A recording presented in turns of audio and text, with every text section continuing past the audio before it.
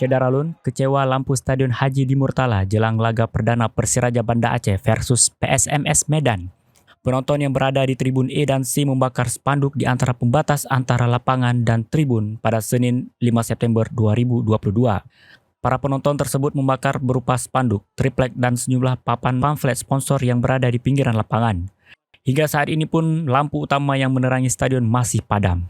Lampu sempat hidup sekitar pukul 21.50 waktu Indonesia Barat, namun kembali mati tak sampai 1 menit. Saat ini api yang berada di stadion E dan C semakin membesar.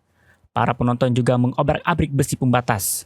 Selain membakar pamflet sponsor, penonton juga mendesak agar uangnya dikembalikan. Berdasarkan pengumuman oleh panitia bahwa pertandingan antara Persiraja Banda Aceh versus PSMS Medan ditunda hingga esok hari. Panitia mengatakan bahwa untuk pertandingan besok para penonton yang sudah membeli tiket tidak akan dimintai lagi alias gratis.